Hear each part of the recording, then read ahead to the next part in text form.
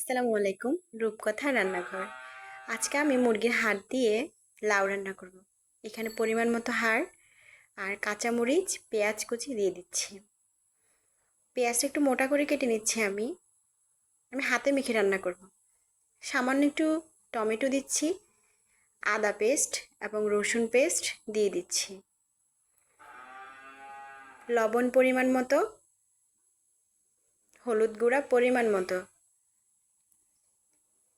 গরম মশলার গুঁড়া পরিমাণ মতো, মানে লাউ আর হাড় অনুযায়ী যতটুকু লাগে অতটুকুই আমি দিচ্ছি। আমি এখানে ব্যবহার করতেছি রাঁধুনি মুরগির মশলার গুঁড়াটা। পরিমাণ মতো তেল দিয়ে দিচ্ছি। যেহেতু আমি হাতে মেখে রান্না করব এটা, তাই আমি কাঁচা সব কিছু মাখাই নিচ্ছি। এখন ভালো করে এগুলো হাতে মাখাই নিচ্ছি। প্রায় সময় দেখা যায় হাতের মাখানো তরকারি অনেক মজা। এগুলো ভালো করে একটু পানি দিচ্ছি, আমি আর এক্সট্রা পানি দিব না। কষায় নিয়ে নেওয়ার পরে লাউ দিয়ে দিলাম। এখানে আর কোনো পানি ব্যবহার করব না। লাউ দেওয়ার পরে এখানে এমনিতেই পানি অনেকটা হয়ে যাবে।